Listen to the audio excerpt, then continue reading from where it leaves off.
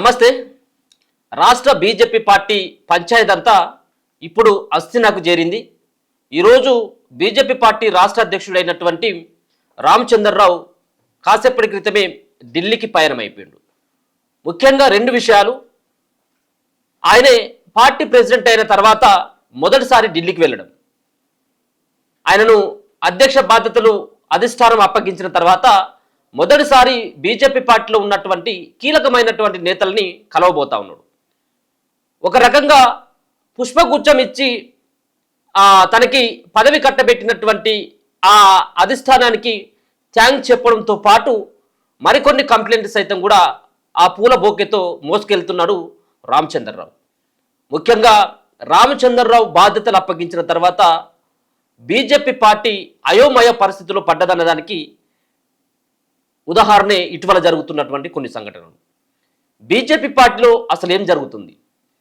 BJP party అంటే క్రమశిక్షణకి మారు పేరుగాల్చినటువంటి BJP పార్టీలో ఏదో చోట ఏదో రకంగా బీజేపీ పార్టీని సర్వనాశనం చేసేటువంటి విధంగానే ఆ పార్టీలో ఉన్నటువంటి అంతర్గత కుమ్ములాటలు చూస్తే ఆ పార్టీ యొక్క భవిష్యత్తు ప్రశ్నార్థకంగానే మారబోతుందా? ఈ యొక్క మాటల యుద్ధానికి, అంతర్గత కుమ్ములాటకి అధిష్టానం ఏ విధంగా ఫుల్ స్టాప్ పెట్టబోతుంది? అలాగే కొత్తగా అధ్యక్ష బాధ్యతలు చేపట్టినటువంటి రామచంద్రరావుకి ఈ యొక్క పంచాయతీలను ఆపడం సాధ్యపడేటువంటి విషయమేనా? ఎన్నో సవాళ్లు ఆయన బాధ్యతలు తీసుకున్న తర్వాత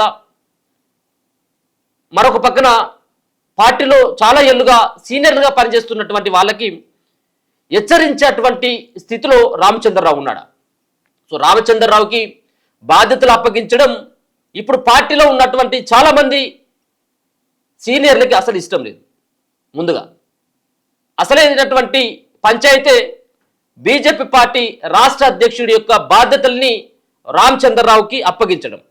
దీంట్లో పార్టీ అధ్యక్ష బాధ్యతలు రామచంద్రరావుకి అప్పగించిన తర్వాత మొదటిసారి నామినేషన్ సంబంధించినటువంటి అధ్యక్ష బాధ్యతల కోసం అధ్యక్షుడు ఎవరిని ఎన్నుకోవాలన్నటువంటి నామినేషన్ల పైన ప్రక్రియ జరుగుతూ ఉంటే దాంట్లో భాగంగానే రాజాసింగ్ పార్టీ ఆఫీస్కి రావడం, నామినేషన్ పత్రాలు తనకు ఇవ్వకపోవడంతో కొంత ఆగ్రహానికి గురైనటువంటి రాజాసింగ్ ఇమ్మీడియట్లీగా పార్టీ సభ్యత్వానికి రాజీనామా చేసి నేను ఈ పార్టీలో పని చేయలేను, ఈ పార్టీకి రామ్ రామ్ అంటూ ఆ పార్టీ గేట్ బయటకు వచ్చేసి కొన్ని వివాదాస్పదమైనటువంటి వ్యాఖ్యలు చేస్తూ కిషన్ రెడ్డిని సైతం, అప్పటి వరకు రాష్ట్ర అధ్యక్షుడిగా ఉన్నటువంటి కిషన్ రెడ్డికి ఇగో నేను లెటర్ ఇచ్చి వచ్చిన, కిషన్ రెడ్డి యొక్క చేతుల మీదుగా బీఫామ్ తీసుకున్నా, ఆయనకే నా రిజల్ట్ లెటర్ కూడా ఇచ్చినని చెప్పేసి ఆయన ఓపెన్ స్టేట్మెంట్ ఇచ్చిండు. దాని తర్వాత ఏమైంది?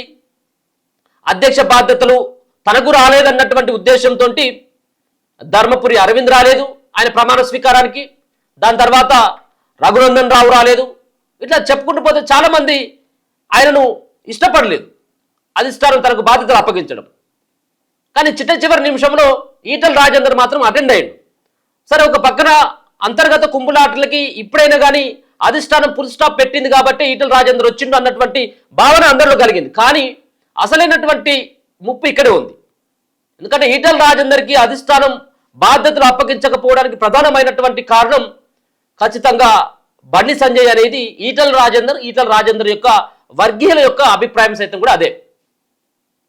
చివరి వరకు ఆయన పేరునే ప్రతిపాదించినటువంటి అధిష్టానం చివరి నిమిషంలో పేరు క్యాన్సిల్ చేయడానికి ప్రధానమైనటువంటి కారణం బండి సంజయ్ యొక్క ఫిర్యాదు మేరకు అనేది అది బహిరంగ రహస్యం. సో ఒక పక్కన రామచంద్రరావుకి బాధ్యతలు అప్పగించిన తర్వాత రాజాసింగ్ పార్టీకి గుడ్ బై చెప్పడం, దాని తర్వాత నెక్స్ట్ ఇమ్మీడియట్లీగా బండి సంజయ్, అలాగే మరో పక్కన ఈటల రాజేందర్ పంచాయతీ, ఆ పంచాయతీ తెగ ముందుకే ఈ పంచాయతీ ముంగడబడ్డది. నెక్స్ట్ రాజాసింగ్గా ఎమ్మెల్యేగా ఆయన రాజీనామా చేయబోతున్నాడు కాబట్టి ఇక నాకే పార్టీ పగ్గాలు అప్పగిస్తుంది, గోషమ్మ హాల్లో టికెట్ నాకే కన్ఫర్మ్ అంటూ అక్కడ మాధవిలత ప్రచారం చేసుకోవడం, అది అక్కడ ఆయన రాజీనామా చేయకముందుకే ఉప ఎన్నిక వస్తుందని చెప్పేసి అనునాయులతో చెప్పడం, ఉప ఎన్నిక వస్తే టికెట్ నాకే కన్ఫర్మ్ అని చెప్పేసి ఆమె ప్రచారం చేసుకోవడం, ఇదంతా బీజేపీ పార్టీ అధిష్టానం స్పష్టంగా గమనిస్తూ ఉన్నది. ఇటువంటి ఈ వ్యవహారాలన్నీ కూడా ఇప్పుడు రామచంద్రరావు మెడకి చుట్టుకోబోతా ఉన్నాయి. రామచంద్రరావు ఇప్పుడు తెలంగాణ నుంచి ఇగో ఇవన్నీ పంచాయతీలన్నీ కూడా మోసుకొని పోయిండు. ఇప్పుడు ఏం జరగనున్నది? పార్టీలో నియమ నిబంధనలని, పార్టీ గైడ్లైన్స్ని కనుక పాటించినట్టు అయితుంటే, పార్టీ ఉపేక్షించకుండా రాజా సింగ్ని ఏ విధంగానైతే రాజీనామాను ఆమోదించిందో, సేమ్ ఇప్పుడు ఈటల రాజేందర్, బండి సంజయ్ విషయంలో బీజేపీ పార్టీ ఏం చేయబోతా ఉన్నది? రాజా సింగ్కు పట్టినటువంటి ఆ గతి ఇప్పుడు ఈటల రాజేందర్కు పడుతుందా, లేకపోతే బండి సంజయ్కి పడుతుందా? లేనట్టయితుంటే అధిష్టానం చొరవ తీసుకొని ఇద్దరి మధ్యలో సయోధ్య కుదిర్చేటువంటి ప్రయత్నం చేస్తుందా? బీజేపీ పార్టీలో ఇద్దరు చాలా కీలకమైనటువంటి నేతలే. మొదటి నుంచి బీజేపీ పార్టీలో ఉన్నటువంటి వ్యక్తి బండి సంజయ్, ఆయన ఇప్పుడు కేంద్ర మంత్రిగా విధులు నిర్వహిస్తా ఉన్నాడు. బీజేపీ పార్టీ అవకాశం ఇచ్చింది బండి సంజయ్ని నమ్మి. ఇప్పుడు ఈటల రాజేందర్ సైతం బీజేపీ పార్టీకి రానున్నటువంటి భవిష్యత్తులో తెలంగాణలో అధికారంలోకి రావాలంటే ఒక కీలకమైనటువంటి భూమిక పోషించేటువంటి స్థాయిలో ఈటల రాజేందర్ ఉన్నారు. ఏ ఒక్కరిని కాదన్న ఇద్దరు కూడా బీజేపీ పార్టీకి తెలంగాణ రాష్ట్రంలో రెండు కన్ను లాంటి వాళ్ళే. ఏ కన్నును కూడా పొడుచుకునేటువంటి ప్రయత్నం బీజేపీ మేబీ చేయకపోవచ్చేమో, కానీ ఒకవేళ హెచ్చరించేటువంటి సాహసమైనా చేస్తుందా?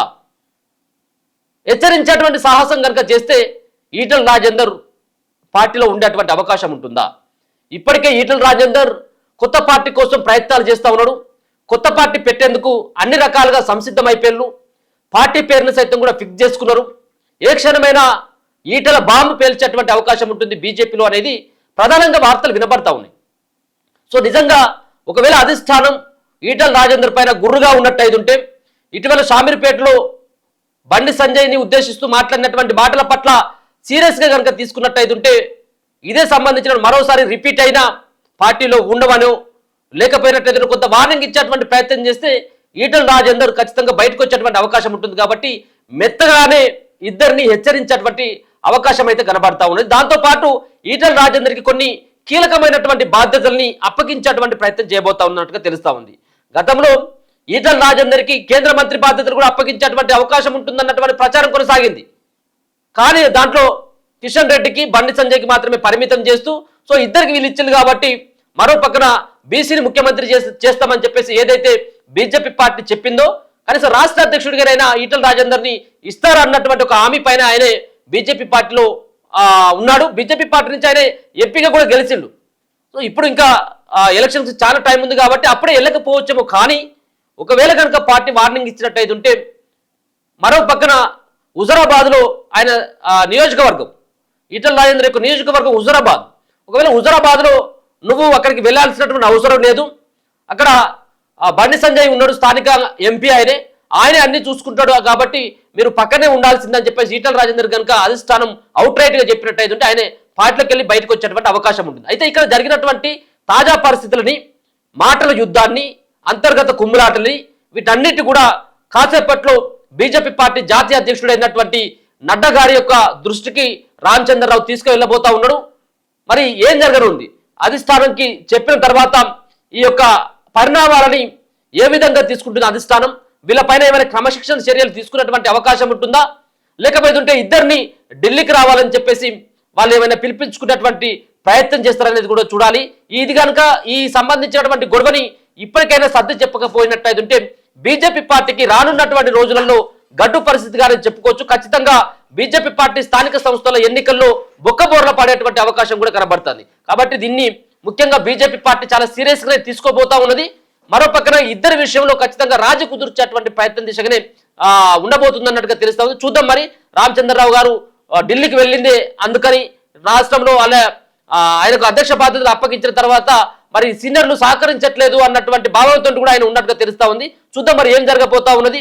ఢిల్లీ వెళ్ళినటువంటి బీజేపీ స్టేట్ చీఫ్ అయినటువంటి రామచంద్రరావు మళ్ళీ ఏ విధమైనటువంటి రాష్ట్రంలో ఉన్నటువంటి నేతలపైన ఏ విధమైనటువంటి కంప్లైంట్ చేస్తారు, అలాగే ఈ కంప్లైంట్ ని అధిష్టానం ఏ విధంగా తీసుకుంటుంది అనేది మరి కొద్ది రోజులు వెయిట్ చేస్తే కానీ అసలు విషయాలు తెలిసేటువంటి అవకాశం కనబడతా ఉంది. చూస్తూనే ఉండండి మన తొలి వెలుగు.